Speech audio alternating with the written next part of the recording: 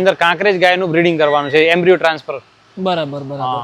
તો સાહેબ આ જે બનાસકાંઠાના ઓગળ તાલુકાની અંદર આ ફાર્મ છે મોતીસરિયા, તો અહીંના નજીકના ફાર્મરને આ ફાર્મ વિશે શું ફાયદો થશે?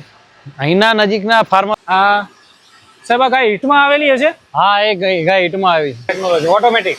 બરાબર. તો અહીંયા તમારી પાસે કેટલી ગાયો હાઈ મિલ્કિંગ વાળી છે? અહીંયા અમારી પાસે 17 લીટર વાળી 17 લીટર વાળી એમ ને? બરાબર. તમે જોઈ શકો.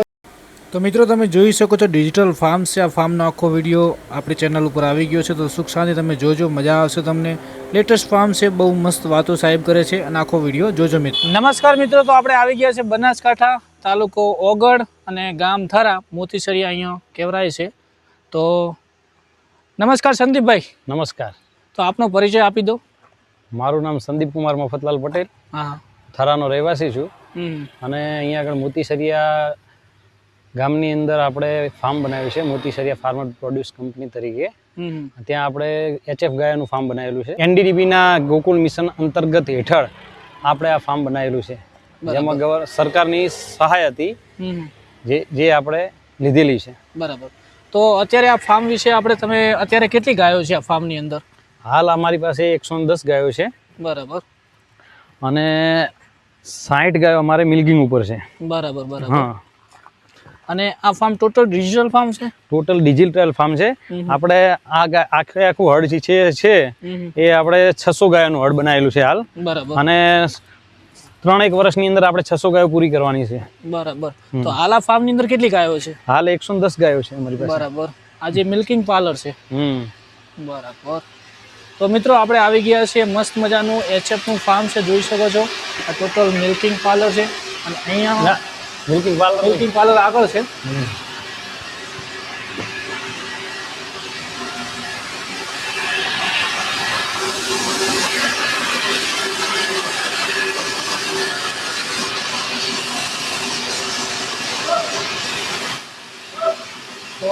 તો જોઈ શકો છો ભાઈઓ, આ મિલ્કિંગ થઈ રહી છે કાઉ. મિલ્કિંગ છે બધી ડિજિટલ. તો સાહેબ આ બધી મિલ્કિંગ કેટલી ગાયોનું મિલ્કિંગ થાય છે? 16 ગાયો. 16 ગાયો. તો ચલો આપણે આગળ જઈને ચર્ચા કરીએ. 16 ગાયનું મિલ્કિંગ થાય છે. તો તમે જોઈ શકો છો અદ્યતન સુવિધા છે. તો અંદર માલ જવા તો તમને બતાવી દઈએ.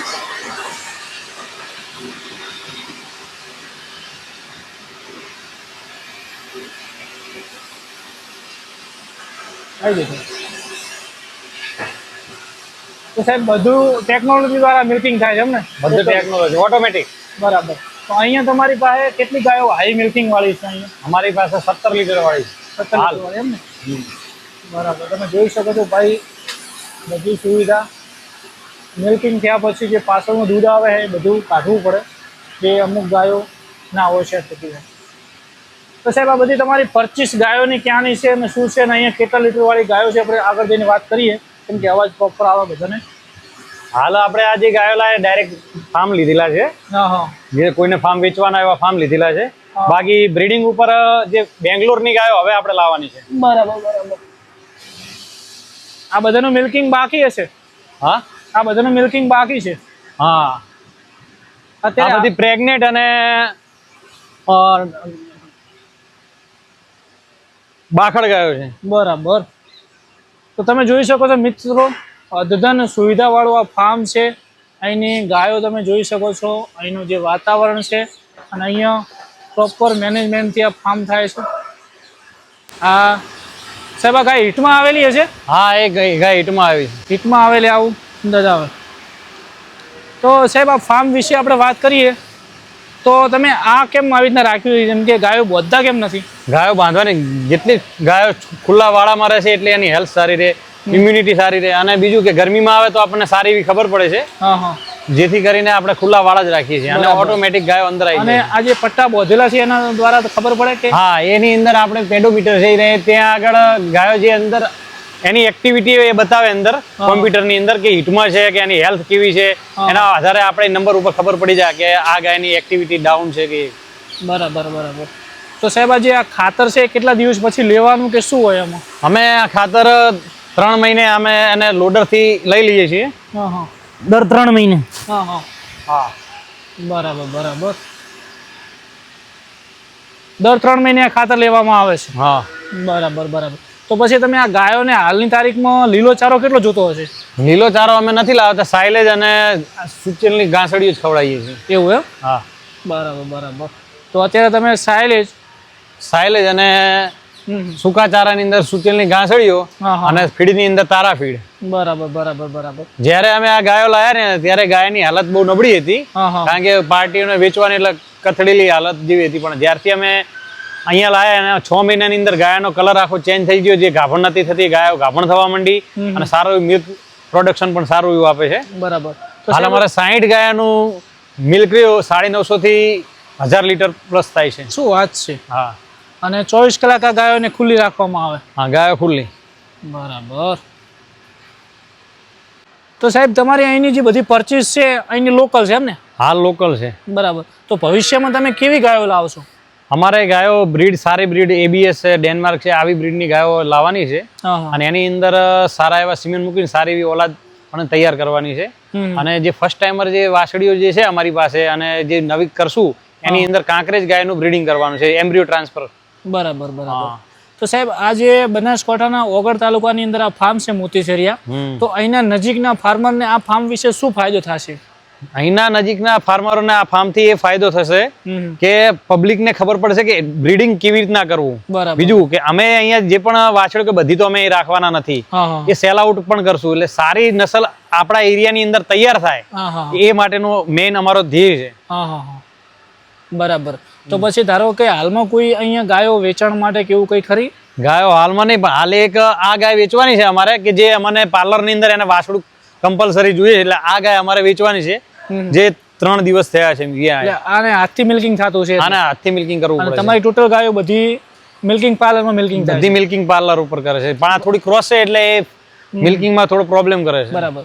અને બીજી વસ્તુ કે અત્યારે તમે ફીડમાં શું આપો સાહેબ? ફીડની અંદર અમે તારા ફીડનું 8000 દાણ ને પ્રીમિયમ દાણ આવે છે એ જ આપીએ છીએ, અને વાછડીઓને અમે ગ્રોવર આપીએ છીએ, ઈફર આપીએ છીએ. બરાબર બરાબર.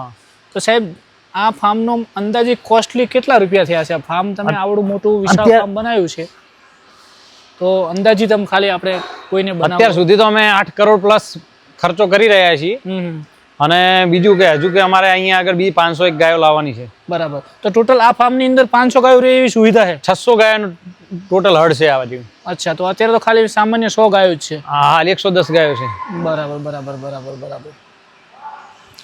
તો મિત્રો તમે આ ફાર્મ વિશે જોઈ શકો છો કે ફાર્મની અંદર અદ્યતન સુવિધા છે. અહીંયા મિલ્કિંગ મશીન, મિલ્કિંગ પાર્લર વગેરે સુવિધા છે. અહીંયા ગાયોને ખાવા માટે ચારાની પણ સુવિધા છે. તો આ એક ડિજિટલ ફાર્મ આપણે કહી શકીએ છીએ, કેમ કે બનાસકાંઠાની અંદર એક આ પહેલું ફાર્મ હશે કે જ્યાં આટલી બધી સુવિધા છે. અને સાહેબ આમાં આ સૂકા ચારામાં તમે પ્રોપરલી એકલો સૂકો ચારો આપીએ? ના, સૂકો અને સાયલેજ મિક્સ. એટલે જેમ કે ધારો કે આ ગાયની હેલ્થ તમે જોઈ શકો છો, તો આને સાયલેજ અને હુચેલ એનાથી જ હેલ્થ છે આવી એમ? હા. ફીડ પણ કન્ટિન્યુ ફીડ નાખીએ ને. જ્યારે આ ફાર્મની શરૂઆત થઈ ને દિવસે હું ગાયો જોવા આવ્યો ત્યારે તેમની જે વીકનેસ એટલી બધી હતી ને, અત્યારે સાહેબ ગણવા જો ને તો 80% બધી હેલ્થ એટલી મસ્ત થઈ ગઈ. જ્યારે અમે ગાયો લાયા ત્યારે અમને લોકો એવું કહેતા કે આ તો બધા બાખડા ગાયો લઈને આવી ડખડ વખડ ગાયો આટલા ખર્ચીને આવી ગાયો શું કરવા લાયા છે. પણ અત્યારે એને જ લોકો જોવે ને એવું કહે છે કે ગાયોની આખી તંદુરસ્તી બદલાઈ ગઈ. અને જેટલી ગાયો અમારે અહીંયા 50 ગાયો વિયાણી, એ 50 ગાયોની અંદર કોઈ ગાય અમારે 12-13 થી હેઠું દૂધ જ નહીં આપતી, કેમ કે બધીનું બોડી સ્ટ્રક્ચર મજબૂત છે. અને બીજું કે ગાયો બધી અહીંની લોકલ છે, એટલે તમને મેન પ્લસ પોઈન્ટ કે આ તમને અહીંયા સક્સેસ થઈ ગઈ. તો સાહેબ તમે અહીંયા આવ્યા પછી કેટલી ગાયો ગાભણ થઈ હશે? અમે જ્યારે ગાયો લાયા 96 ગાયો અમે લાયા હતા પહેલા. 96 ગાયો લાયા, એની અંદરથી અમારે 40 ગાયો જ ગાભણ હતી. બરાબર. બીજી બધી ખાલી હતી, રિપીટર હતી. પણ અમે જેટલી ગાયો રિપીટર હતી એને તારાનું હિફરદાણ અને કેમિનનું મિનરલ મિક્સચર આયરું સ્ટાર્ટ કર્યું, એ બધી કન્સીવ થઈ ગઈ અમારે. બરાબર. હાલે અમારી પાસે 62 ગાયો દુવા આપે, અને એ 62 ગાયોનું દૂધ સવાર સાંજનું થઈ અને 950 થી 1000 વચ્ચે દૂધ થાય છે. અને જે બીજી જે ગાયો બધી ગાભણ છે અને લોંગ ટર્મ થી જે ડ્રાય હતી એ પણ છે. આ આખો વાળો ડ્રાય છે. બરાબર. અને ગાભણ પણ છે. પેલી આ બધી 1 મહિનાની અંદર વિયાવાની, 1 થી 1.5 મહિનામાં વિનારી છે અને ડ્રાય છે. એટલે આ મને ભાખડ ગાયોમાં એક રીતે અમને મોટો ફાયદો છે કે આવી રીતે સસ્તી પણ એની પાછળ મહેનત કરી તમને સારું એવું રિઝલ્ટ મળ્યું. બરાબર. અને બધી હેવી મિલ્કિંગ ની પણ આની અંદર બધાની અંદર અમે સારા એવા સિમેન્ટ મૂકી અને બધાને કન્સીવ કરી લી છે. બરાબર બરાબર. અને સાહેબ તમે કોઈ પણ ફાર્મ બનાવો ને દેશી ગાય તમારા ફાર્મમાં આવી એટલે બહુ નસીબની વસ્તુ છે. હા, આ ફાર્મમાં ગાય તમારી સાથે જ આવી હતી? હા, સાથે લીધી ત્યાંથી જ હતી. બરાબર. અને ગાભણ થઈ ગઈ? હા, ગાભણ 3 મહિનાની ગાભણ છે. શું વાત છે. સરસ સરસ સરસ. તો સાહેબ આ બધા ઈફર છે આજે તમે તૈયાર કરી રહ્યા છો. આ બધી ઈફર ની અંદર અમારે એમ્બ્રિયો કાંકરેજ ના કરાવવાના છે. શું વાત છે. વાહ ભાઈ વાહ. અને સાહેબ એક વસ્તુ કે તમે અહીંયા જે ધારો કે બુલ આવે બુલને પણ તમે અહીંયા તૈયાર કરો છો કે એના વિશે? ના, બુલ તો અમે તૈયાર નથી કરતા. હાલ મોટો થાય એટલે એને માજનમાં મૂકી દઈએ. બરાબર. જેમ કે કદાચ કોઈ સારા સિમનના બુલ આવશે તો પછી ભવિષ્ય જેને કોઈને જોતા હશે તો અમે સેલ કરશું. સારા હવે સિલેક્ટેડ બુલ એ હવેની જનરેશનમાં આવશે. આ જેમ કે તમે જે બિદ્દોન કર્યા, હા, મોટા ભાગે તો સેક્સ સિમેન જ મૂકેલા છે, પણ જે અમુક વધારે પડતી રિપીટર ગાયો હતી એને અમે કન્વેન્શનલ મૂકીને કન્સીવ કરાયેલી છે. હવે આમાં જે પણ આવે એ. બરાબર. તો સાહેબ આ ફાર્મની અંદર અત્યારે હાલની તારીખમાં તમારે લાઇટની ધારો કે સુવિધા છે પણ કોઈ પંખાની કોઈ જરૂરિયાત પડતી નથી. એનું એક જ રીઝન છે કે અમે શેડની હાઈટ બહુ સારી એવી લીધી છે, જેથી કરીને ગરમી ઉનાળાની અંદર ગાયો આંપતી બહુ ઓછી આંપતી હતી, હાઈટ હતી એના લઈને.